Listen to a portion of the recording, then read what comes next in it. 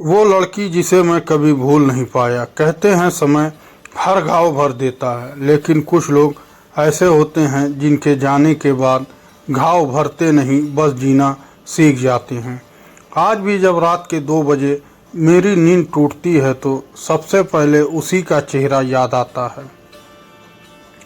मैं उसके बिना जी तो गया, सांसें भी चलती रही, दिन भी गुजरते रहे, लेकिन सच कहूँ तो खुश कभी नहीं रह पाया। यह कहानी है मेरी और सिया की, एक ऐसी मोहब्बत की जो अधूरी होकर भी पूरी थी, और एक ऐसे बिछड़ने की जिसने मुझे ज़िंदगी भर के लिए बदल दिया। मैं एक साधारण लड़का था, छोटे शहर में रहने वाला। ज़्यादा दोस्त नहीं थे, ज़्यादा सपने भी नहीं थे। मेरी दुनिया बस मेरे परिवार और मेरी किताबों तक सीमित थी। फिर एक दिन वह मेरी ज़िंदगी में आई, सिया। पहली बार मैंने उसे बस स्टैंड पर देखा था। हल्के नीले रंग का सूट, लंबे बाल और चेहरे पर ऐसी मुस्कान जैसे किसी ने दुनिया की सारी खुशियाँ उसी को दे दी हों। मैं उसे बस देखता रह गया। उस दिन उसने मुझे नहीं देखा, लेकिन मैं उसे देख चुका था, और शायद वहीं से मेरी कहानी शुरू हो गई थी। कुछ दिनों बाद पता चला कि वह उसी महाविद्यालय में पढ़ती थी जहां मैं पढ़ता था।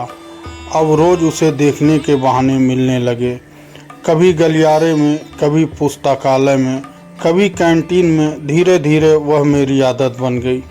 फिर एक दिन किस्मत ने हमारा परिचय करवा दिया। पुस्तकालय में उसकी किताबें नीचे गिर गई, मैंने उठाकर उसे दी। उसने मुस्कुरा कर कहा, धन्यवाद। बस एक शब्द, लेकिन उस एक शब्द ने मेरे दिल में तूफान ला दिया। उसके बाद बातचीत का दौर शुरू हुआ, फिर दोस्ती, और फिर वह सब कुछ जो दोस्ती से आगे होता है। हम घंटों बातें करते, भविष्य के सपने देखते, एक दूसरे को चिढ़ाते, एक दूसरे पर हंसते, और धीरे धीरे हमें एहसास हो गया कि हम दोनों एक दूसरे से प्यार करने लगे हैं। जिस दिन मैंने उसे अपने दिल की बात बताई, वो बहुत देर तक चुप रही। मुझे लगा शायद उसने मना कर दिया, लेकिन फिर उसने मेरी तरफ देखकर कहा, मुझे भी तुमसे प्यार है। उस पल मुझे लगा जैसे पूरी दुनिया मेरी हो गई। उसके बाद जिंदगी किसी खूबसूरत कहानी जैसी लगने लगी। हर सुबह अच्छी लगती, हर शाम खास लगती, हर मौसम खूबसूरत लगने लगा। हमने साथ जीने के सपने देखे थे, साथ बूढ़े होने के सपने देखे, और यही हमारी सबसे बड़ी गलती थी, क्योंकि ज़िंदगी सपनों से नहीं चलती, हकीकत के अपने नियम होते हैं। और हकीकत धीरे धीरे हमारे दरवाजे तक पहुंच रही थी। सिया एक बहुत अमीर परिवार से थी, और मैं एक साधारण परिवार का लड़का। शुरुआत में हमने इस बात पर ध्यान नहीं दिया, लेकिन समाज ने दिया, लोगों ने दिया, उसके परिवार ने दिया। धीरे धीरे विरोध शुरू हो गया। सिया के घर वालों को हमारा रिश्ता पसंद नहीं था। उन्होंने साफ कह दिया कि यह रिश्ता कभी स्वीकार नहीं होगा, लेकिन हम दोनों ने हार नहीं मानी। हमें भरोसा था कि प्यार जीत जाएगा। शायद हर प्रेम कहानी को शुरुआत में यही भ्रम होता है। फिर एक दिन सिया बहुत उदास मिली। उसकी आंखें लाल थी, जैसे पूरी रात रोई हो। मैंने पूछा, क्या हुआ? उसने कहा, कुछ नहीं, लेकिन मैं समझ गया था कि बात बहुत बड़ी है। काफ़ी पूछने के बाद उसने जो बताया, उसे सुनकर मेरे पैरों तले ज़मीन खिसक गई। उसके घर वालों ने उसकी शादी कहीं और तय कर दी थी। मेरे कानों में जैसे आवाज़ें बंद हो गई। मैं सिर्फ उसे देखता रह गया।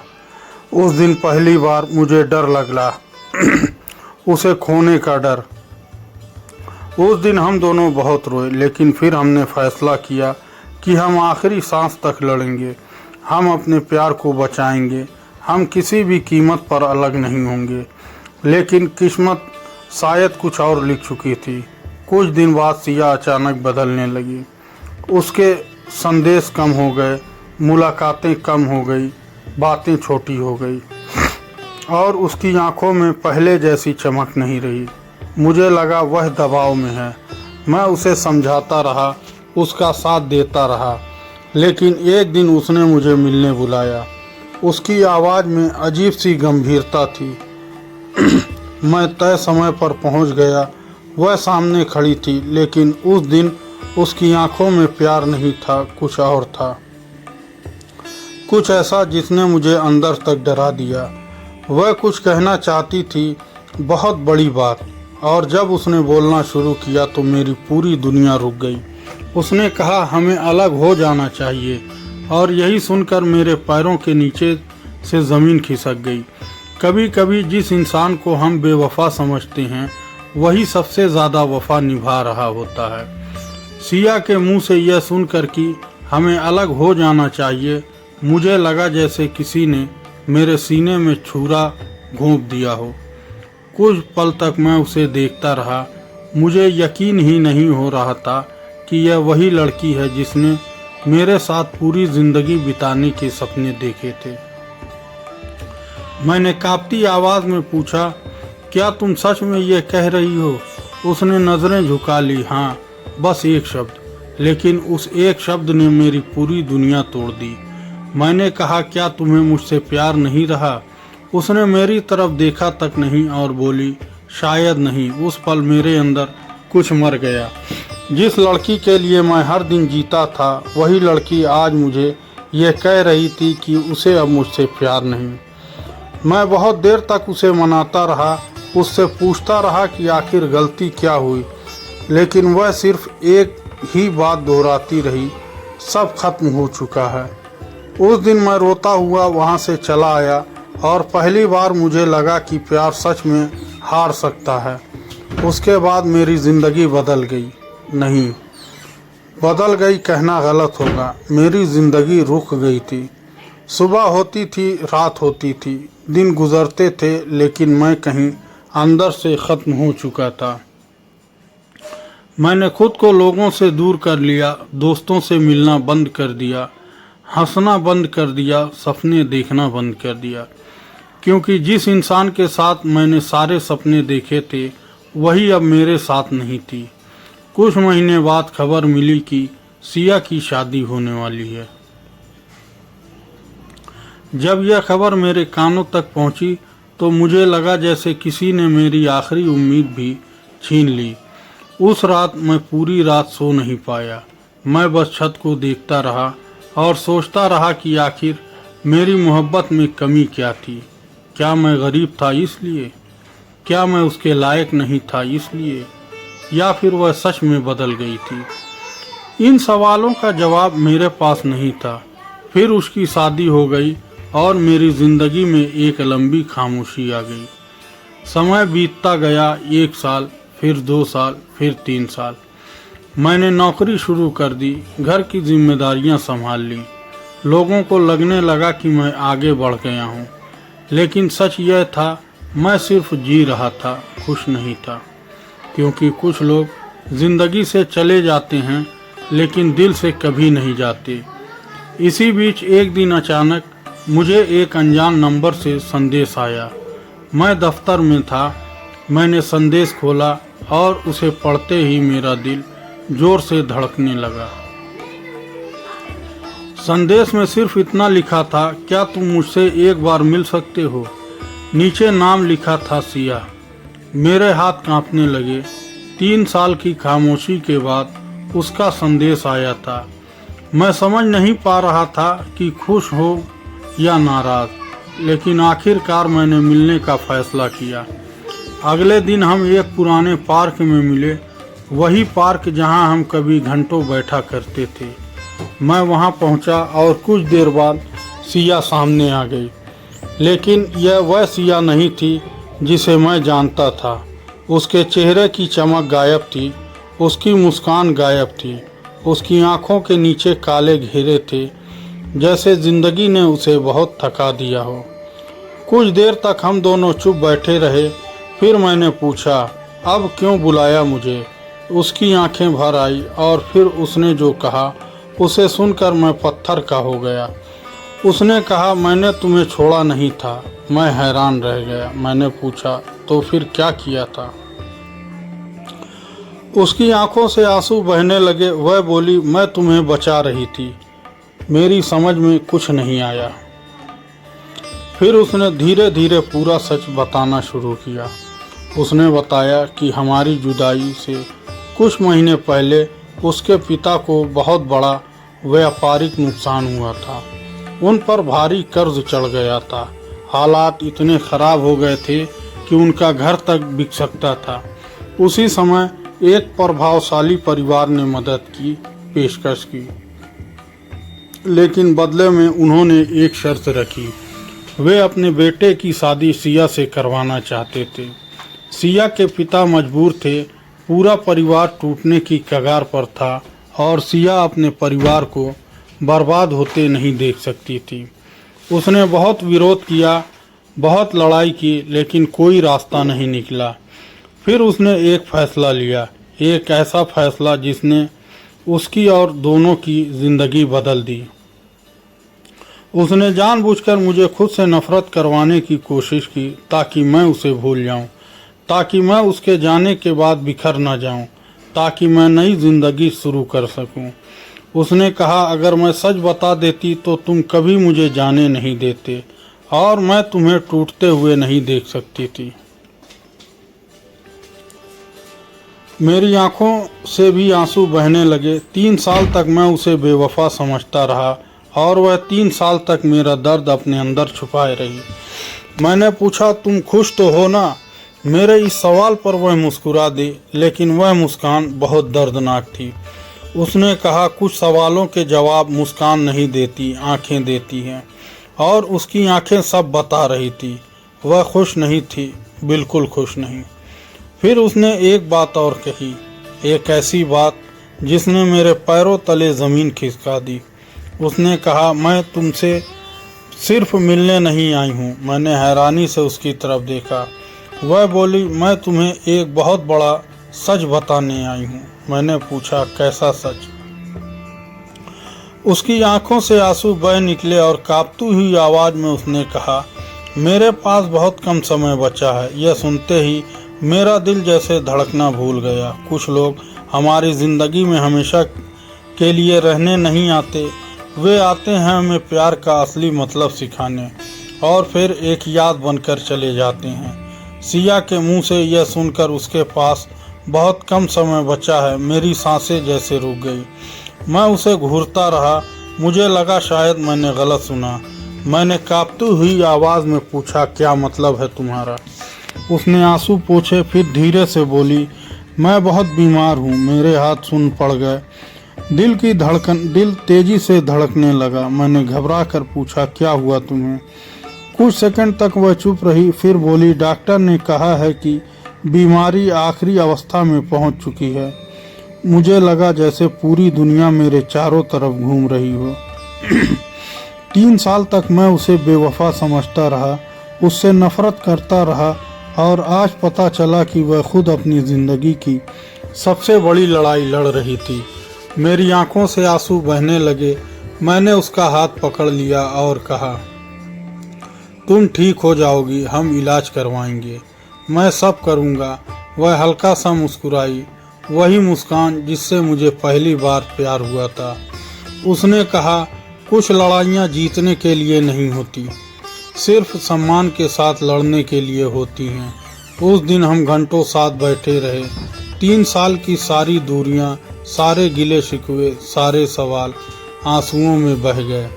पहली बार मुझे एहसास हुआ कि प्यार सिर्फ साथ रहने का नाम नहीं है, प्यार कभी कभी छोड़ देने का नाम भी होता है। उस दिन जब हम विदा हुए तो सिया ने जाते जाते मुझसे एक वादा लिया। उसने कहा, मेरे बाद अपनी ज़िंदगी रोकना मत। मैंने तुरंत कहा, ऐसी बातें मत करो, लेकिन उसने मेरा हाथ कसकर पकड़ लिया और बोली, वादा करो।